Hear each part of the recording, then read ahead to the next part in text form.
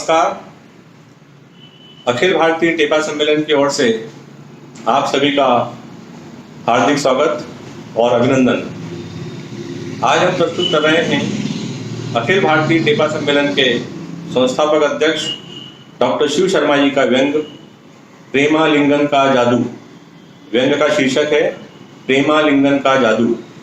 व्यंग को स्वर दिया है प्रख्यात एडिटर और फिल्म क्रिटिक चंद्रकांता ने। ये प्रस्तुत है डॉक्टर शिव शर्मा जी का व्यंग प्रेमालिंगन का जादू। स्वर चंद्रकांता। नमस्कार साथियों, आइए सुनते हैं डॉक्टर शिव शर्मा का व्यंग प्रेमालिंगन का जादू। प्रेम और हास्य ऐसे दो रस हैं जो हमें पशुओं से अलग करते हैं।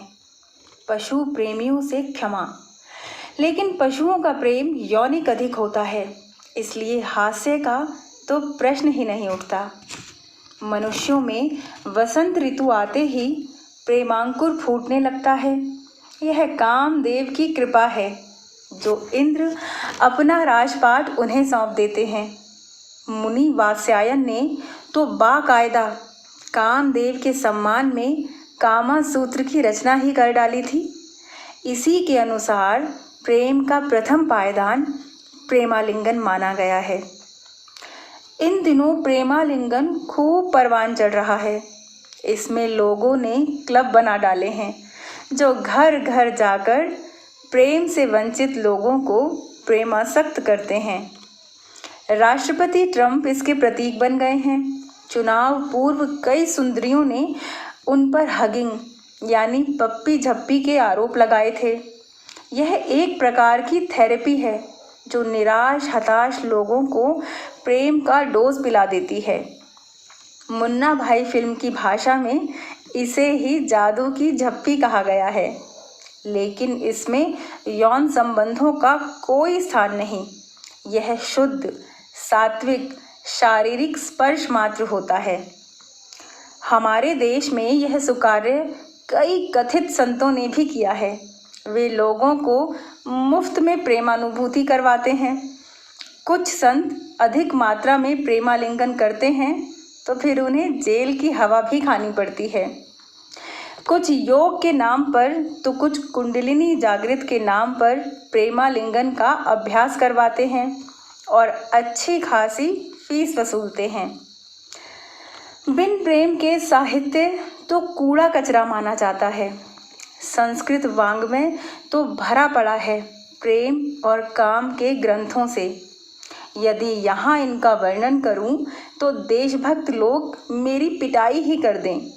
हुआ यह कि एक बार कालिदास समारोह में मालवा के प्रसिद्ध कवि श्री बाल कवि बैरागी ने कवि सम्मेलन में कालिदास की कविता का मालवी अनुवाद कर डाला, गोरी गोरी जंघा वाली, और हंगामा बरपा हो गया। लोगों ने समझा शायद वे किसी हिंदी फिल्म का कोई श्रृंगारिक गीत पढ़ रहे हैं। वैसे भी कालिदास श्रृंगार के महाकवि हैं, लेकिन पवित्रतावादियों के लिए वे वर्जित हैं। सौंदर्य के अनन्य उपासक महाकवि कालिदास ने तो यहाँ तक लिख डाला है कि कदम्ब की तरह अलसाती संपुष्ट उरोजों वाली चपल चितवन वाली नारी का प्रेमालिंगन अवश्य करना चाहिए। यहाँ मैं उनके द्वारा कुमार संभव में शिव पार्वती के प्रणय प्रसंगों का वर्णन तो हरगिज नहीं करूँगा, अन्यथा घोर अश्लील घोषित किया जा सकता हूँ। हमारी वज्रयानी परंपरा में तो नाभि से लेकर कपाल तक को विभिन्न चक्रों में बांटा गया है।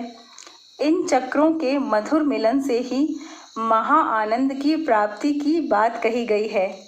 यह भी कहा गया है कि इनके दमन से महाविस्फोट हो सकता है।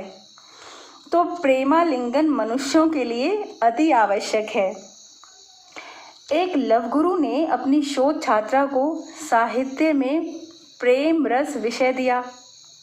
पीएचडी करने से पहले उन्होंने शिष्या को प्रेम का सैद्धांतिक पाठ भी पढ़ाया, लेकिन सैद्धांतिक ज्ञान से भी छात्रा यह नहीं समझ पाई कि प्रेमालिंगन आखिर क्या बला है।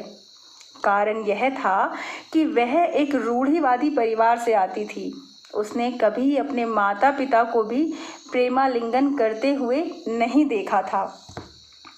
अतः लव गुरु ने व्यावहारिक रूप से शिष्या को प्रेमालिंगन का अर्थ समझाया। दुर्भाग्य से गुरु पत्नी ने यह दृश्य देख लिया। उन्होंने झाड़ू हाथ में लेकर लव गुरु से पूछा कि अभी तक आपने मुझे प्रेमालिंगन का पाठ क्यों नहीं पढ़ाया। उन्होंने कहा, भगवान श्री कृष्ण परकिया गोपियों से इसलिए प्रणय करते थे कि वह निस्वार्थ होता था। सच्चा प्रेम वहाँ नहीं हो पाता जहाँ रिश्तों का बंधन होता है, अर्थात परिणीता से सच्चा प्रेम होना संभव ही नहीं। दूसरी बात गुरु ने बताई कि जब गुरु माई प्रेमालिंगन करती हैं तो उनका एक हाथ जेब की तरफ होता है ताकि गुरु से घर खर्च के लिए धन की प्राप्ति हो सके।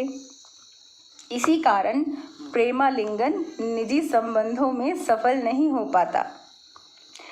इसके बाद आप समझ सकते हैं कि गुरुदेव की क्या दशा हुई होगी। कुछ भी हो, कोई भी देश हो, हिंसा और तनाव से मुक्ति के लिए खुला प्रेमालिंगन अनिवार्य है, बशर्ते कि वह निस्वार्थ हो।